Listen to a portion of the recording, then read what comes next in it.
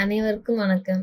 இன்னைக்கு இந்த வீடியோ பதிவில் என்ன தகவலை பற்றி பார்க்க போகிறோம் அப்படின்னாக்கா, குரூப் 2 குரூப் 4க்கான தமிழோடைய வேர் டு ஸ்டடி நம்ம போன வீடியோவில் பார்த்தோம்.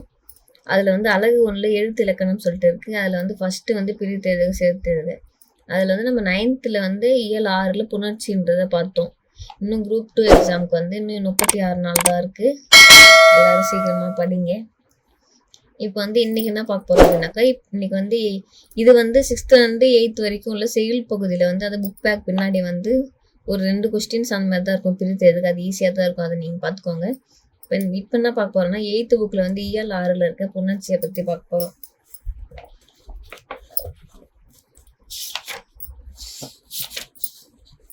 இயல் 6ல் இருக்க புணர்ச்சியை தான் நீங்கள் பார்க்க போகிறோம்.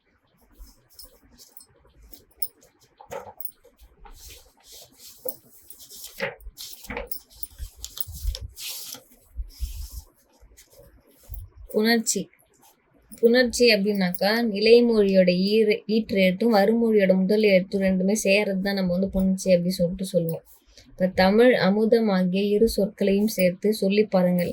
தமிழ் அமுதம் என்று ஒலிக்கிறது அல்லவா? இவற்றுள் முதலில் உள்ள சொல்லை நிலைமொழி என்றும் அதனுடன் சேரும் சொல்லை வறுமொழி என்றும் கூறுவர்.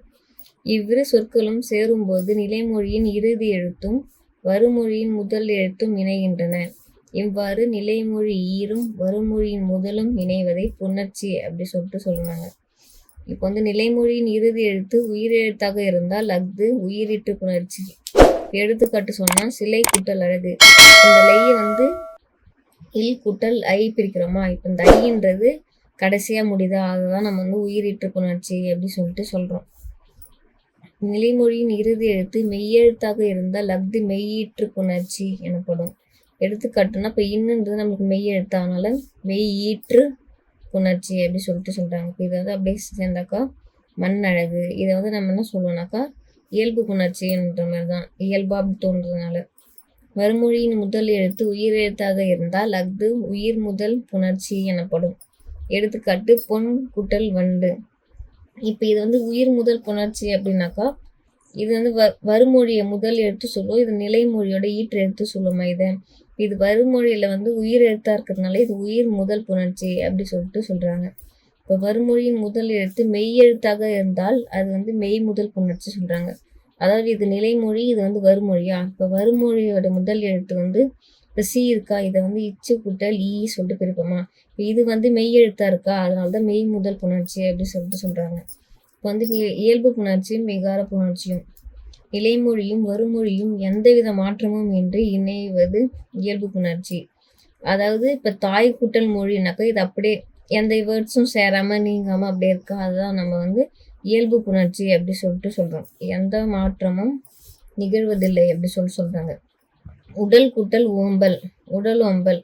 இப்போ இதை இல் கூட்டல் ஓன்றது லோவா மாறும், அததான் உடல் ஓம்பல் சொல்றாங்க. இதுதான் இயல்பு புணர்ச்சி. புதிய எழுத்து எதுவும் தோன்றவோ வேறு எழுத்தாக திரியவோ மறையவோ இல்லை சொல்றாங்க. அதனால தான் அது இயல்பு புணர்ச்சி. இரண்டு சொற்கள் இணையும் போது நிலைமொழியிலோ வறுமொழியிலோ அல்லது இரண்டிலுமோ மாற்றங்கள் நிகழுமாயின் அது விகார புணர்ச்சி. அது 3 வகைப்படும் சொல்றாங்க. தோன்றல், திரிதல், கெடுதல் என 3 வகைப்படும் என்று சொல்றாங்க.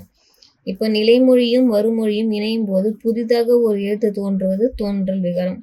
அதாவது இப்போ தமிழ் கூட்டல் தாய் அப்படின்னாக்கா, இப்போ இந்த இடத்துல ஒரு எழுத்து தோன்றும், அதை தான் நம்ம தோன்றல் விகாரம் சொல்றோம்.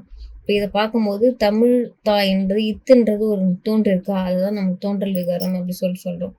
இப்போ நிலைமொழியும் வறுமொழியும் இணையும் போது ஒரு எழுத்து வேறு எழுத்தாக மாறுவது திரிதல் விகாரம். இப்போ எக்ஸாம்பிள் பார்த்தாக்கா வில் கூட்டல் கொடி. இப்போ இந்த இல்லுன்றது நம்ம இறா மாறுதா, அதுதான் நம்ம திரிதல் விகாரம் அப்படி சொல்லிட்டு சொல்றோம். இப்போ கொடியா மாறிடுச்சு. நிலைமொழியும் வறுமொழியும் இணையும் போது ஒரு எழுத்து மறைவது கெடுதல் விகாரம்.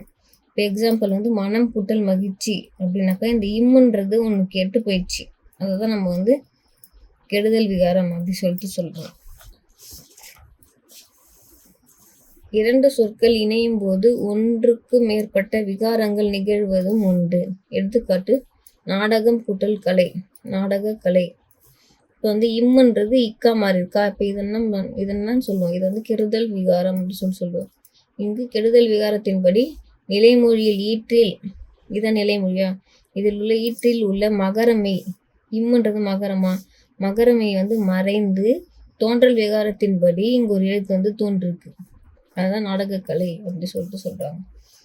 இப்போ வந்து புக் பேக் பார்த்தினாக்கா விகார புணர்ச்சி டேஷ் வகைப்படும். நம்ம பார்த்தோமா 3 வகைப்படும். தோன்றல், திரிதல், கெடுதல் சொல்லிட்டு பார்த்தோமா அது 3. இப்போ பாலாடை இச்சொல்லக்கூடிய புணர்ச்சி அப்படி சொல்லிட்டு கேட்குறாங்க. பாலாடை நம்ம எப்படி எழுதுவோம்? பால் கூட்டல் ஆடையா. இப்போ இந்த இல் கூட்டல் ஆன்றது லா அப்படின்னு மாறுமா? அது அப்படி இயல்பாக தானே வந்திருக்கு பாலாடை அப்படி சொல்லிட்டு. அதனால இது இயல்பு புணர்ச்சி. பொறுத்துக மட்பாண்டம், மரவேர், மணிமுடி, கடைத்தெரு. இப்போ இது பார்த்தாக்கா இது எப்படி இருக்குன்னா மண் கூட்டல் பாண்டம் இப்படி சொல்லிட்டு எழுதுவாங்க. இது வந்து இப்போ இன்னன்றது இட்ட மாறி இருக்கா, அப்போ இது மாறிச்சுன்னா அது என்ன திரிஞ்சிருக்க எழுத்து, அதனால திரிதல் விகாரம். மரவேர், மரவேர்னா மரம் கூட்டல் வேர்.